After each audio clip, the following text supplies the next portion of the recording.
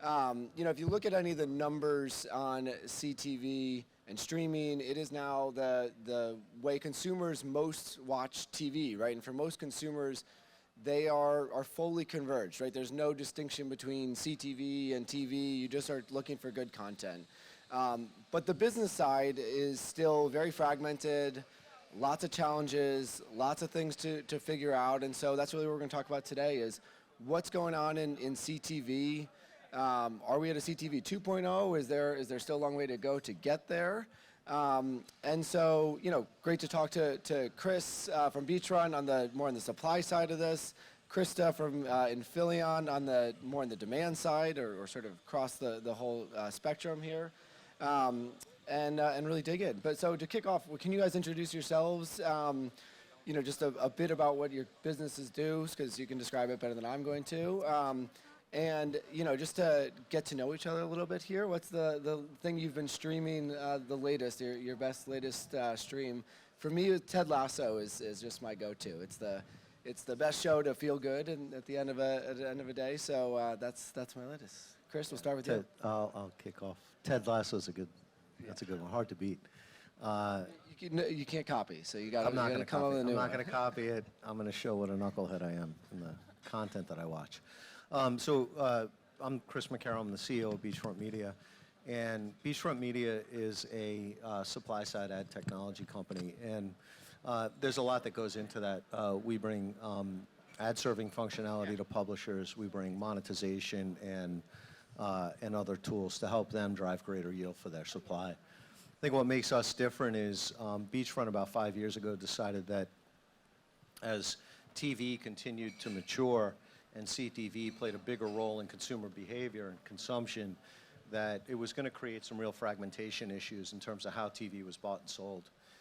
So Beachfront spent the last 5 years really digging into traditional TV tech to enable that for real-time and automated buying, programmatic.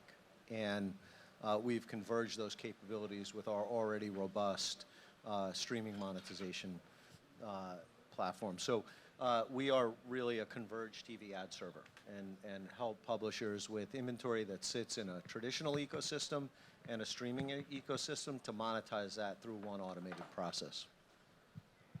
Oh, my streaming. Yeah. The Last Kingdom. Okay. Yes. I don't know that You've one. never heard to of look it. it up. It's a great series. Okay. You'd like it. There we go. We could spend our whole time talking about that. Yeah, I let's mean, just I'm talk sure about everyone shows has we already like. been talking about AI and CTV enough these last couple of days.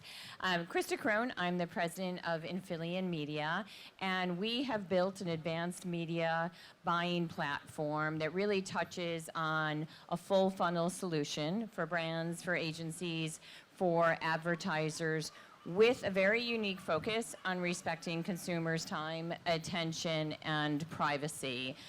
And what does that mean is we bring a value exchange to the advertising experience. We're looking for consumers to actually opt in to receive an advertiser's message and be much more engaged and interacting with advertisers' marketing. We think that by putting the consumer first in an advertising experience, that marketers can get a better return on their investment. We were early in the CTV streaming environment and have been learning a lot about how consumers interact with ads in CTV, and we can talk more about that during our conversation. Huge Marvelous Mrs. Maisel fan. Very, very sad to see that series end, right? So good. And I'll watch it from start to finish again and again. And if you ask me what other job I would want to have in life, it would have been being location scout, prop design, costume design, casting director for Marvelous Mrs. Maisel. Okay, right? so and I love another fellow fan. I was watching Marvelous Mrs. Maisel on my flight over, and then I realized I had one episode did not download before I left, so I'm like cliffhanger right now, and I can't get it. So until I get home, it I'm like. Ended beautifully. It had a beautiful ending. It's a very good show. Okay, so you talked about the consumer experience, and look, with CTV, this is supposed to bring more ability to target, make things more addressable to consumers. Bring efficiencies to TV ad buying, and yet if you watch CTV with advertising, often the experience is pretty bad, right? There's terrible reach and frequency problems. You often are seeing the same ad over and over again. Even though the ad load is supposed to be lighter, it still feels like there's lots of ads. Like, well, what would you say? Obviously, there's lots of issues we can dig into them. But what do you say is the biggest sort of challenge? Why is it that it is such a bad ad experience to start? What sort of led to that today, and maybe what's changing some of that? You answer? Yeah, that one's Okay. probably in my wheelhouse. Yeah. So I think there's a number of things that are lending to the problem. Listen, we're in the early stages of CTV still. So I think there's technology issues that are still getting worked through. I think there's rights issues that are still getting worked through. I think managing all of those things in new platforms that are helping to deliver ads in CTV creates some of the issue. I think it's getting better over time. I think we're seeing continued better trends. I know I see a lot less slates when I'm streaming TV today than I did a year ago and certainly 2 years ago. So I think we're evolving towards a better, TV-like ecosystem in streaming. We're just, it's been a slow build. Yeah, I would say that the pandemic kind of helped us jump the shark in terms of consumers consuming streaming video, right? So that moment where all of a sudden we all realize, wow, we really can cut the cord and look at the amount of content that's available to us on streaming environments. Technology still needed time to catch up. And it does remind me of early days digital media, right? The user experience wasn't great when we all started blogging and vlogging, and it was a new platform, but the advertising experience was still pretty sloppy and messy. We're very, very tolerant as consumers on what we'll put up with in the advertising ecosystem because we love free content to a certain degree. So now it's really upon us as advertisers that I think consumers should expect more from us and that the technology advances a lot faster. Because now you have options, right? You can go to a subscription model, and if you're in a position where you can do that, you can just avoid a lousy advertising experience. Absolutely. I think the free concept is sort of critical here. If you look at the numbers, free ad-supported streaming or FAST is really the fastest growing area of where consumers are spending their time with CTV. As we move to this channel, a lot of things like a lot of the premium guys have thought about, we're going to do 4 minutes of ads or 5 minutes an hour instead of the 16 to 18 you get in linear. And yet in free ad-supported streaming, they've got a full ad load there, and yet consumers are still coming. What do you think is driving the consumers there? How do you have a strong consumer experience while also having such a massive ad load? What are some of the innovations coming on that side of things? I'm going to let Chris handle it because there's a lot of convergence that's happening here. But I think as consumers, we all very quickly realized that we were in subscription overload as well and are starting to pay a little bit more attention to how that's hitting us financially, and when we want just pieces of content from all of the fragmented players in the content space, we may then lean more towards, I'll take that show if it's advertising supported, but I'm not sure I'm going to take Succession on Max with ads. So we have the ability to be selective because the content experience itself is so incredibly fragmented. I think you nailed it. I think cost is a big driver of why we're seeing, FAST accelerate. If you cut the cord 2 years ago, you were in a more favorable cost position from a monthly standpoint. Today, to get that same content, you're probably paying 50% more than prior to cutting the cord. To me, in terms of ad experience, I don't think we're creating a poor ad experience in FAST because it's got the same ad load that traditional TV had. We have an economics issue that's going to start persisting in television, and it's going to affect both the buy and the sell side. So we have 30, 40 million households. I could probably do this without a mic, but we have we have 30, 40 million households that haven't cut the cord yet and are watching a good chunk of their TV on a traditional box. You have the other half that's in a streaming, environment. And when you look at the economics from a brand's perspective, you're paying a monstrous rate to reach those targeted CTV advertisers. way more efficient over here on the traditional linear side.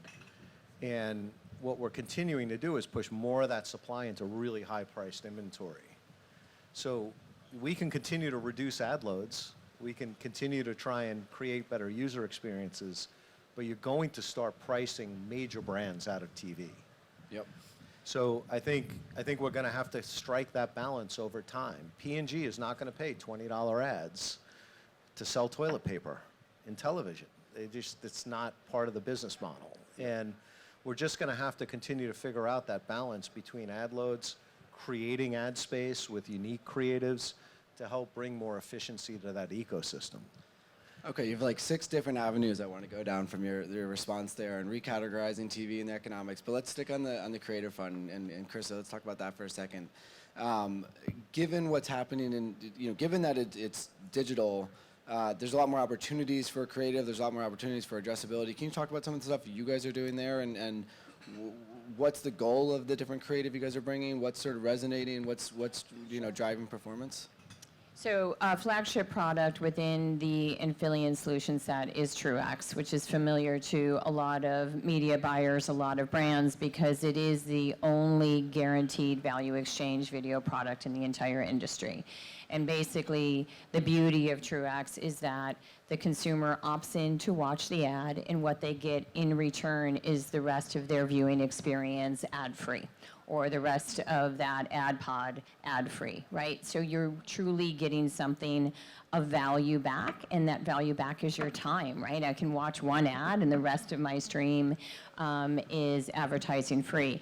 The benefit for the advertiser is we only charge them if the consumer has opted in, has spent 30 seconds with the ad, and has interacted with the ad at least once.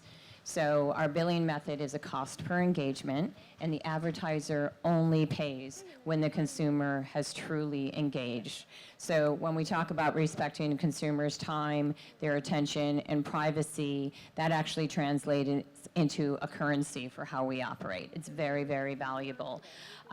What we've done in order to encourage that interaction with an ad, with a TrueX ad, is we've had to create very creative and appealing advertising. So when you're in a lean back moment and viewing CTV, you're willing to lean in to engage with an ad, and maybe that's taking a poll, maybe it's using your remote to change the color on a car that you're interested in buying, maybe it's actually using your remote to grab a product that you see in an ad and add it directly to your Amazon shopping cart. It is meant to give you pause, to take a moment to actually engage. So far from a standard 30-second pre-roll or mid-roll spot, this is truly an advertising experience. And that's the benefit of digital right now. Well, and plus with that, all the interaction, you are, there's a couple things there, right? You are confirming that this actually happened, so you don't have to worry about any ads that may be running while a TV screen is off or things of that nature. You don't have to go through the currently very complicated measurement side of things in this ecosystem, and you get a massive amount of signal, right? I think one of the most interesting things about YouTube advertising, right, when YouTube launched their pre-roll advertising with the 6-second skip, is that what people didn't realize at first is that someone clicking skip is a huge signal that you can use to inform and better decide what to do and what to show, and you guys are getting similar signal. If someone opts out, that's a huge signal as well, sure, right? Absolutely. And by the way, these are human beings. We also are guaranteeing that it is literally a human being interacting, and the pressure is on us to develop creative that does influence the consumer to engage, because we don't get paid if that doesn't happen. So a bit of a shout out to the creative studio within Infillion, because this is what they do for a living, is really, it's almost behavioral economics as well. How can I encourage a consumer in a lean back moment to grab that remote, and every remote is different, and understand how and where they want to interact with an ad to make it a more compelling experience for them. So creative plays a massive role in advancing the usage of this technology. Very cool. So let's talk about the measurement stuff for a second. And Christa, I'm not sure if it impacts you as much, but The measurement side of CTV has been it's sort of an ongoing change right now. A lot of it's driven around the convergence of linear and CTV. You've got the incumbent with Nielsen, and lots of other smaller players coming in to look to be the currency. But what's the current state of that in your guys' minds? How's it impacting your business? The sort of shifts that's happening there. Are there benefits to the ongoing changes? Are there challenges given that it's so up in the air? How's it impacting your business today? Yeah, sure. I think we sit in a position where it probably doesn't impact us all that much. We're driving yield in both platforms. So, but it's an important problem to solve. We have, I don't know what the exact number of households is, but call it an awful lot that are both streaming and have linear in the same household. That's a statistical measurement, an awful lot. It's an awful lot. I think we should quote you on that. I like it. Does someone have the number? An awful lot sounds good to me. Mike, you have to have this number. 11? So Mike Shields said it's 11 households. Industry guru Mike So Shields, it's 11. It's a big number. Yeah. Yeah. More than 10. Definitely more than 10. Yeah. I think the number is somewhere north of 20 million. Yeah. And we just need to get attribution right. It's really hard to do when you don't have IP household signals. And I think there's a lot of work still to get done there. And we're seeing a huge amount of progress from a number of players in the space. That space is getting funded heavily. So I think we're going to make progress over time there. We're not where we need to be yet to understand it. A ways to go, totally agree. A big topic of conversation is using attention as a metric, right? And even to the point of intention measurement becoming so sophisticated that it can be currency in a transaction. What we're finding is attention is in the eye of the beholder, right? There's a lot of different ways to define attention. In the case of our business, we can literally guarantee attention, and we can use this same service of a value exchange to better understand who is sitting in the living room. So imagine a situation where instead of watching an ad, you're getting a survey that pops up on your screen that says, can you take 10 seconds to tell us a little bit about yourself? In exchange for that, you're going to be able to watch the rest of your stream ad-free. So we're introducing that type of panel-based surveying, one that, again, proves out the attention of the people in the room and starts to gather qualitative and quantitative data that we can give back to a streamer so they really better understand an audience, and an audience that's opting in to share that level of information, right? Because right now, the streamers don't really know, and it is, that is a frontier for us to explore, is measurement on CTV that will also enable a more relevant approach to targeting. Yeah, and opt-in is critical here. The other, one of the pillars of the key things that's happening right now in the advertising tech ecosystem broadly is privacy, right? And data and signal loss. We know cookies are going away in 400 days, I think is the number of people are saying right now. At the end of 2024. There's a lot of chatter about IP addresses, right? That's largely used in the CTV ecosystem. What's your guys' view on the sort of state of privacy as it's impacting into the CTV ecosystem? Doesn't feel like there's a lot of attention there yet. People are either opting into ads directly, or you're opting into a service that you are agreeing to more terms. So there's more first-party data, a little bit more ability. But where do you see that today, and where do you see it maybe changing over the next year or two? I think we're all experiencing it being in France right now, because you see how the regulatory requirements are driving a different experience every time you're going to any website, and we all know that that's being rolled out state by state in the U.S. and over time will become more federal in terms of regulatory requirements. So kind of interesting that we're all waiting to see what the regs will be. I again would say, but if we're really putting the consumer first and respecting their privacy, can we use measures like a value exchange in order to have that opt-in experience? We've done research that has indicated that actually consumers are willing to share more about them if it means in exchange they're getting a much more relevant experience. Any of us would do that, right? Make the experience better for me. If it's a shopping experience, if it's a viewing experience. By the way, we're doing that every day in our Amazon shopping.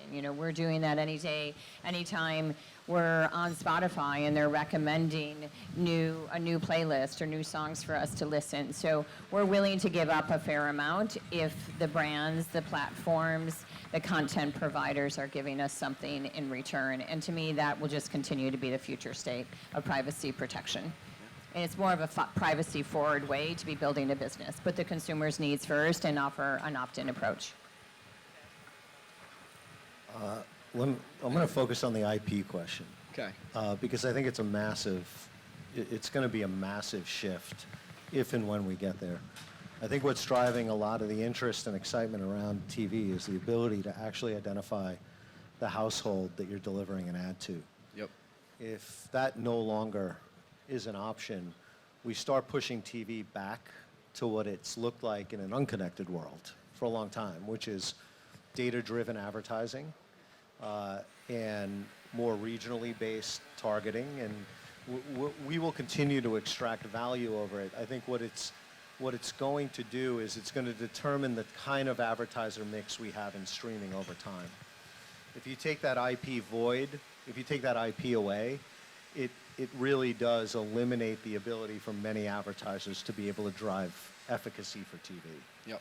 Yeah, exactly. The CTV, one of the promises here is, we often talk about the dichotomy of CBS versus Facebook, right? CBS has 200 advertisers, Facebook has 12 million. And ideally with CTV, because you got a longer tail, because you can target a much smaller group, it can democratize, TV advertising to much smaller brands. Have you guys seen a big pickup in that? Are you seeing people experimenting in many different ways and doing quite targeted stuff already? Like, what's the state of that democratization today? Because, maybe let's put the IP addresses aside. Certainly that's a risk. But I hear more talk about wanting to open up TV than, necessarily all those advertisers coming today. Where do you guys see that, right now? I mean, I'll start. We see tens of thousands of brands on our platform every month, so there's certainly an expanded footprint of advertisers that are able to take advantage of TV. I think what drives that is the ability to not have to commit large dollars to test into the platform anymore. So that's eliminating a huge barrier for many. But when you look at where the spend is condensed, it still is condensed in those 200 that are, spending the majority of dollars in traditional linear TV. So there'll be a shift for sure. I think IP is going to be the one, link to determine how big that shift towards broader demand density gets. Can it be made up with the first-party data from these platforms? For sure. For sure. Yeah, I think for sure. Yeah. I mean, it will be more robust than traditional Yeah. TV has looked like. It just, to what magnitude? Yeah. Well, but then it's also harder, right? And it accrues to those platforms that are scaled and get enough consumers, then power sort of resides in what's our consumer interaction. And maybe that comes back to, in that case, you need to be delivering a good consumer experience and an ad experience that people want to interact with. Yeah, ideally, we hope that there's still a premium experience if you're putting the consumer first. I would say the other thing that is a real benefit for local businesses or smaller businesses getting into video is that used to be a major friction point from a creative standpoint. It was expensive to produce anything for video. Technology has certainly enabled a much more efficient approach to creative production. So any of us right now could have a spot on, through programmatic channels and through just literally using our iPhone, we could put a commercial on the air in the next half hour. Well, and that is perfect lead into the next thing I want to talk about, which is AI. So we made it, almost 25 minutes in and haven't brought up AI yet. One of the areas where we're seeing a lot of people focus on the use of AI into advertising is on the creative side, being able to iterate, make lots of versions, and let that be a driver of performance, right? Because I think for years, a decade plus now into the ad tech ecosystem, the things that this ecosystem has focused on was efficiency around, who are we targeting and where are we targeting, and a lack of focus on what are we doing, right? And so, how do you guys see AI starting to take a role in this ecosystem? It's going to be incredibly powerful. It's not, this isn't the buzzword of metaverse. This is going to continue to be a track that we're all going to lean into, figure out ways that our effectiveness can be more efficient without diluting the primary reason why we all first started coming to Cannes, and that was to celebrate the great creativity that human beings develop, and they develop it in such a way that all of us as consumers are part of the storytelling, or really embrace the storytelling of creativity. So I'm confident that AI is going to bring that efficiency over time. It's also going to bring the effectiveness, but let's make sure that the authenticity of the human voice is still a compelling part of the broader storytelling. And it's going to be both, right? It's not going to be an either or. And maybe because AI is going to enable faster turns or more of that efficiency, it's going to then enable humans to be much more involved in a more expressive and expansive way of storytelling. We can be doing more when AI is taking over some of the more transactional parts of the creative production process. I couldn't say that any better, actually. and I think that the way we look at things is really through efficiency. And we've had creative versioning in our space for a long time. It's been wildly inefficient and economically hard to support. And if AI can bring more efficiency to that process, speaking more specifically to consumers through unique and targeted creative is going to have a fairly significant impact. I think also too, I liked your point on keeping the humanity in it, because TV advertising is very much storytelling, right? It's not a banner on the side that you're getting in the back of your mind. It's really building that brand. And one of the challenges with AI and performance is it can start to find things that may drive clicks but don't align with the overall messaging of what the brand or marketer is trying to actually drive. And so sort of keeping those things together is critical. Really great creative advertising becomes a feature in your consumer streaming experience or watching experience, not a bug, right? I always love that expression. Is it a feature or a bug? When we do crappy advertising, when we just focus on the efficiency play and not the effectiveness play, the consumer turns off. You do not have their attention. You think that you may be getting the impression, but you do not have the attention. So the next thing I want to talk about is CTV intersections. So one of the things we've been noticing is these different intersections around performance, local, commerce media, gaming. Let's focus on two that sort of come together, especially some of the stuff you guys are doing, which is the sort of performance and I guess commerce media. So performance, meaning the challenge with CTV has often been it's hard to get signal back from it, right? In TV in general, you're doing brand dollars, you don't really know what it's driving. You guys have, you're doing some of the opt-in stuff. The other aspect of what you're doing is bringing QR codes into the TV screen. Can you talk about like the adoption of that, or how are people using it today? What does it look like now and in the future? I mean, I love the behavioral economics of what we're seeing with CTV, and I touched on it earlier. It's our ability to use the remote to manipulate what we want to have happen on the screen. We know how to do it on our mobile devices. We know how to do it on our desktop devices. Those are lean-in experiences. So we have much higher adoption rate on anything that requires an interaction on those two devices. Just think of yourselves. You may have your phone by your side, but something comes up on the big screen and is asking you to engage. I'm fumbling to find where the remote is and what button, and I have to remember what device I'm on and what button I'm going to be using. So over time, when there's more standardization on that overall user experience, I think that the behaviors will just naturally adapt. While we're dual screen viewers, which most of us are, and any of us with younger children 100% are, right? Everything is with a dual screen. That adoption on QR code has just become a normal behavior now. And so I think capturing QR code and then continuing that advertising experience on your lean-in device is where we're going to see much more of that interactivity happen. Yeah, I would say for me, it really clicked in how much QR codes were taking off when I saw in the middle of COVID, like an 80-year-old, right, pull out their phone naturally at a restaurant and use it. Yeah. I will say I'm up for paper menus back at restaurants though for the most part. It's generally a better experience, but very efficient, especially if you're at the airport. The QR code is exactly where we need to be. It's hard when you're dining with your family to say phones down when everybody has to have their phone up scanning the code. So I'm with you. Exactly. Chris, there's the other biggest trend outside of CTV is commerce media, right? People are talking about this a ton. One of the things we've noticed is a lot of interaction between the commerce media and CTV worlds, really around first-party data, closed-loop measurement, and a lot of it's driven through partnerships with the large supply platforms. I know Roku's announced a bunch of things in that space. What are you seeing as publishers thinking about commerce media?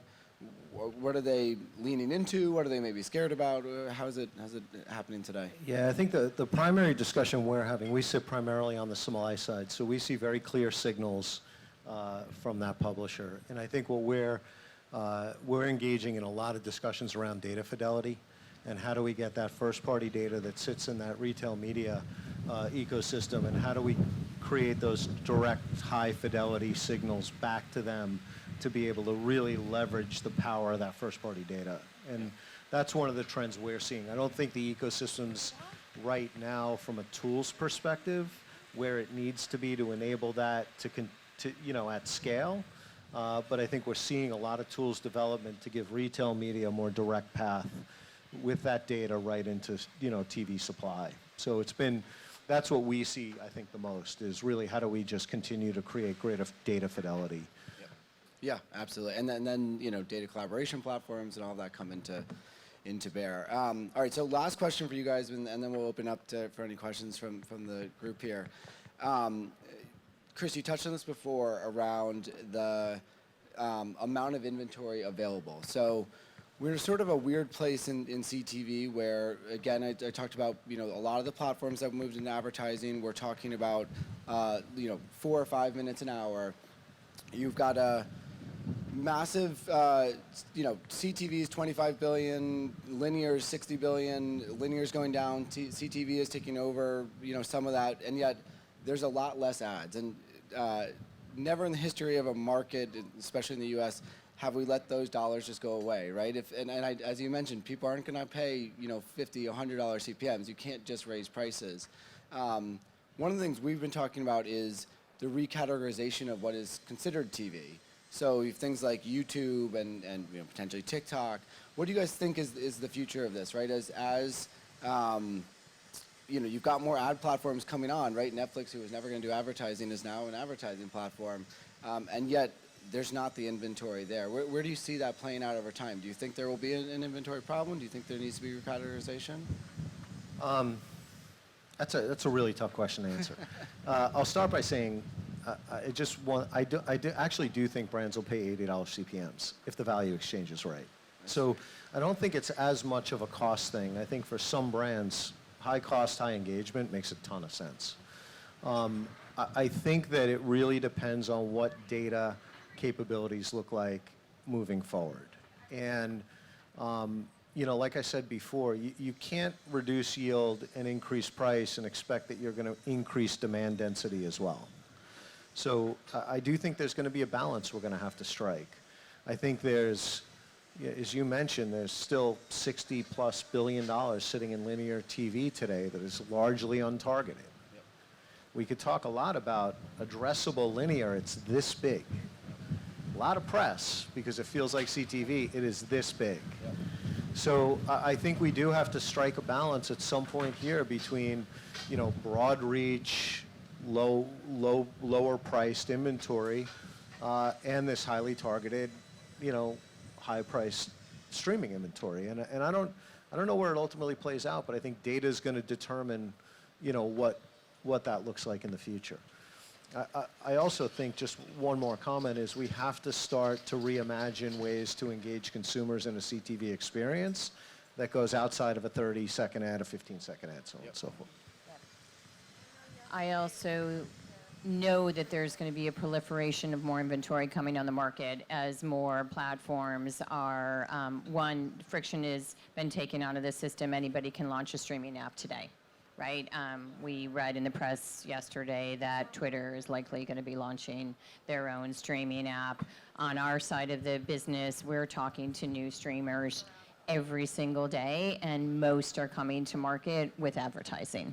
Yep. So you're going to have more of a, and this reminds me so much of early days digital media, by the way, of, you know, even going back to the dated term of a blog, and all of a sudden we had this proliferation of digital media sites that were going to unseat the big publishers in town, right? That never really happened, and we're seeing what's happening in that universe as we speak.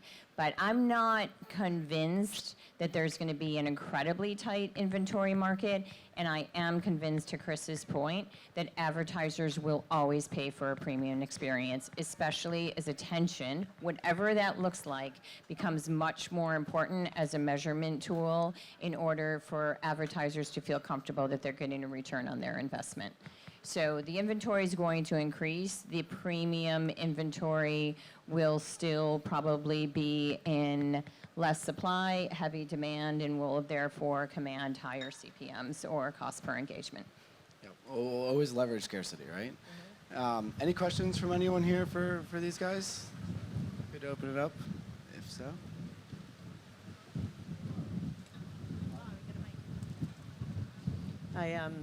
We were lucky enough to have Christy Argelon from Albertsons in our space the other day, and we talked a lot about retail media networks.